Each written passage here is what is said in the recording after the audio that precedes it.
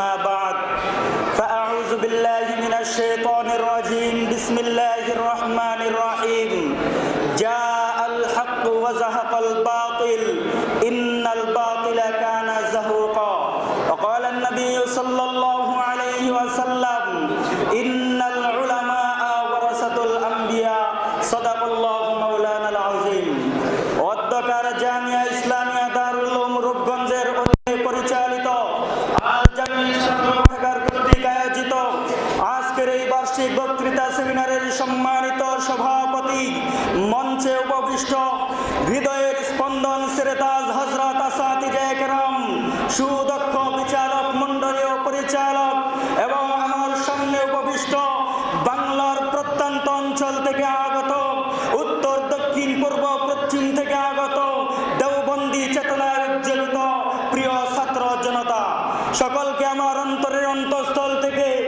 আন্তরিক মুবারকবাদ জানিয়ে শুরু করছি আমার আজকের বক্তৃতার বিষয়বস্তু তথা বাতিল প্রতিরোধে উলামায়ে দেওবন্দের অবদান।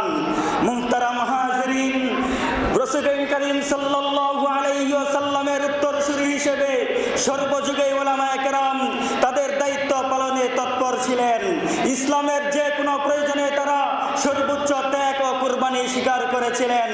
বাতিলের কোনো কিছুই তাদেরকে সামান্যতম কিছুই করতে পারেনি। ব্যতিক্রম ছিলেন না আমাদের এই উপমহাদেশের উলামায়ে কেরাম, বরং দ্বীনের হেফাজত, বাতিল প্রতিরোধে তাদের রয়েছে উল্লেখযোগ্য অবদান। এই পর্যায়ে আমি আপনাদের সামনে সংক্ষিপ্ত আকারে তা তুলে ধরতে চাই। সম্মানিত উপস্থিতি, ইতিহাসের দিকে তাকান।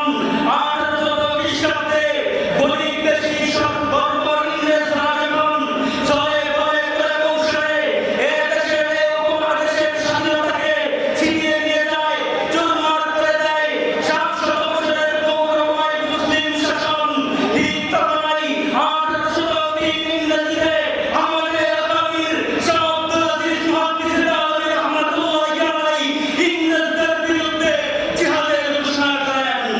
মুহতারাম হাজিরিন, তার ঘোষণায় উজ্জীবিত হয়ে 1831 খ্রিস্টাব্দে বালাকোটের ময়দানে সৈয়দ আহমদ শহীদ বলরবি রহমাতুল্লাহি আলাইহি, শাহ ইসমাইল শহীদ রহমাতুল্লাহি আলাইহি সহ অসংখ্য মুজাহিদগণ নিজের রক্ত ঢেলে দিয়েছেন।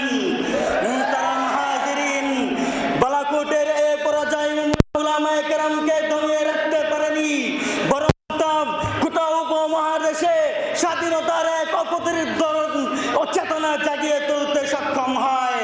শুরু হয় স্বাধীনতা যুদ্ধের দ্বিতীয় পর্ব। এগিয়ে আসেন কাসেম নানুতুবি রহমাতুল্লাহি আলাইহি, রশিদ আহমদ গঙ্গোহী রহমাতুল্লাহি আলাইহি, হাজী আমদাদুল্লাহ মুহাজির রহমাতুল্লাহি আলাইহির মতো অসংখ্য বীর সিপাহসালারগণ শুরু করেন সিপাহী বিপ্লব, ঘোষণা করেন সিপাহী বিপ্লবের। সেই সিপাহী বিপ্লবের মাধ্যমে 1857 সালে শামেলির রণাঙ্গনে হাফেজ জামিল শহীদ রহমাতুল্লাহি আলাইহি বুকের তাজা রক্ত ঢেলে দিয়েছেন। হাজিরিন, ইংরেজদের সামনে স্পষ্ট হয়ে যায় উলামায়ে কেরাম তাদের বিরুদ্ধে সোচ্চার ভূমিকা পালন করছেন। সুতরাং উলামায়ে কেরামের উপর শুরু হয় লোমহর্ষক জুলুম নির্যাতন, শুরু হয় লোমহর্ষক জুলুম নির্যাতন। হাজার হাজার আলেম সমাজকে তারা আন্দামান এবং আন্দামান মালটার দ্বীপপুঞ্জে নিক্ষেপ করা হয়। লক্ষ লক্ষ আলেমকে ফাঁসির কষ্টে ঝুলিয়ে হত্যা করা হয়। মুহতারাম হাজিরিন, জ্বালিয়ে দেওয়া হয় হাজার হাজার শিক্ষা প্রতিষ্ঠান। এমনকি 1864 সাল থেকে 1866 সাল পর্যন্ত অসংখ্য উলামায়ে কেরামকে শাহাদাতের সুরা পান করান।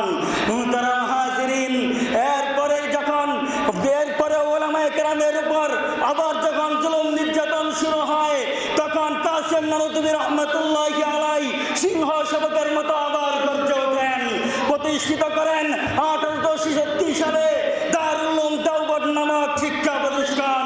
সেই শিক্ষা প্রতিষ্ঠান থেকেই তৈরি হয় মোহাম্মদ হাসান দেওবন্দি, যার রাষ্ট্রীয়মহল ও সহযোগ ইংরেজ খেলাও আন্দোলনের মাধ্যমে ব্রিটিশ বেনিয়া গোষ্ঠীরা লেজ গুটিয়ে পালাতে বাধ্য হয়।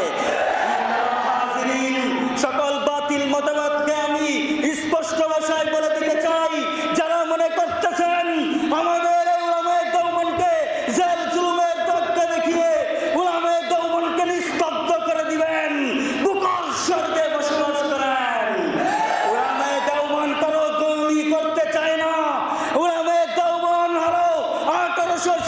সালে প্রতিষ্ঠিত এমন এক প্রতিষ্ঠান